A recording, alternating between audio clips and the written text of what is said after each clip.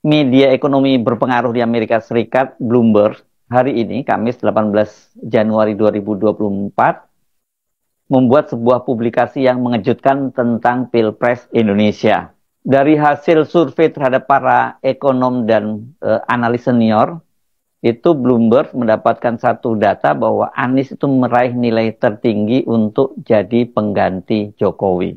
Publikasi hasil survei tersebut dituangkan dalam sebuah artikel berjudul Economists Favor Jokowi Critic as Top Choice to Lead Indonesia. Kalau kita terjemahkan secara bebas, kira-kira artinya para ekonom menjagokan kritikus Jokowi sebagai pilihan utama untuk memimpin Indonesia. Atau bisa juga kita sebut para ekonom menjadikan Anies sebagai pilihan utama untuk menggantikan Jokowi.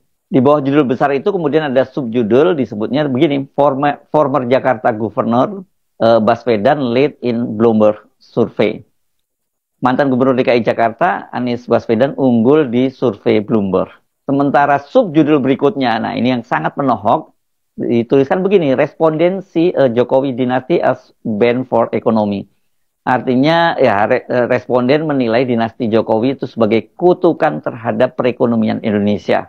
Dari 17 responden yang disurvei oleh Bloomberg, itu 10 orang diantaranya atau sekitar 58,8% mengatakan politik dinasti di bawah kepemimpinan Jokowi tidak akan memberikan pertanda baik bagi pasar dan perekonomian.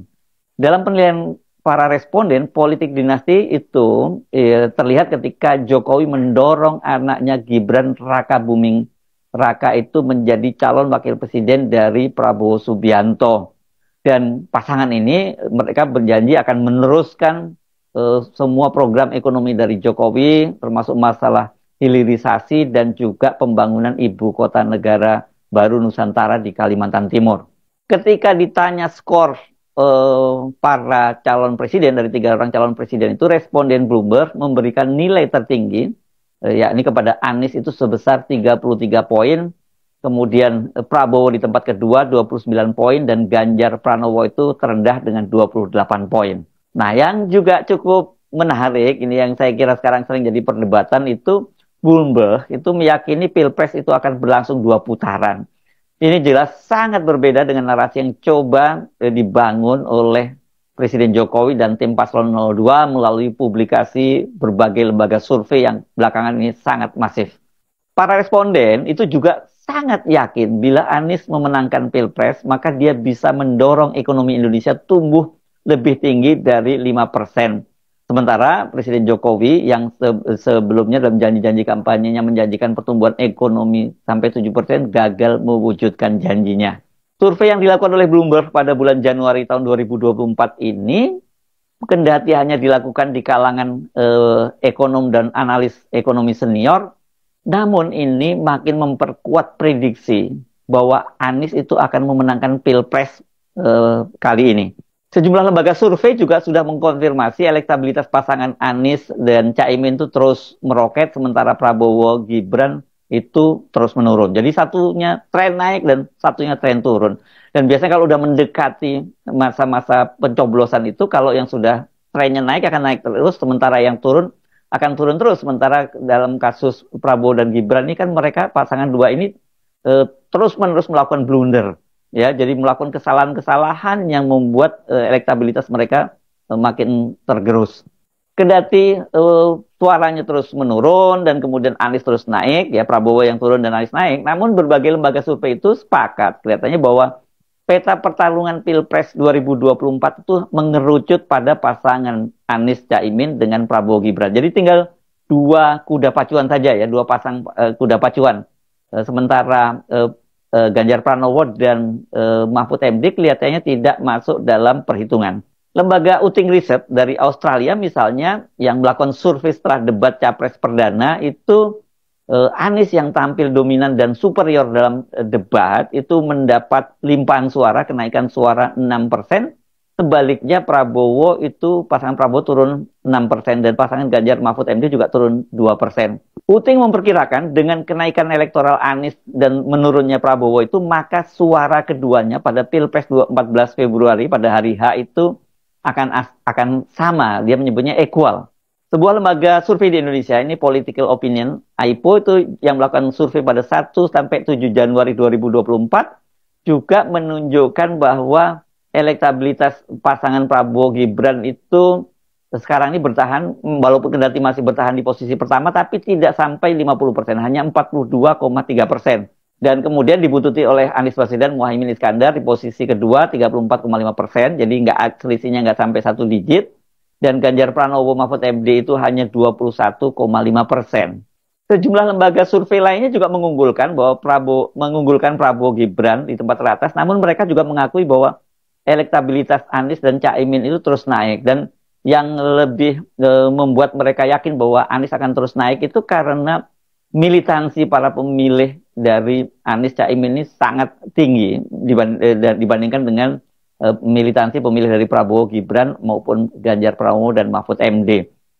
Jadi kalau pemilihnya sangat militan, ya mereka ini mendati angkanya itu sudah lebih kecil dari Prabowo dan Gibran, itu kemungkinan mereka masih naik sangat tinggi, sementara pasangan Prabowo Gibran kendati angkanya lebih tinggi, tetapi militansinya rendah, mereka itu rentan untuk mengalihkan dukungannya.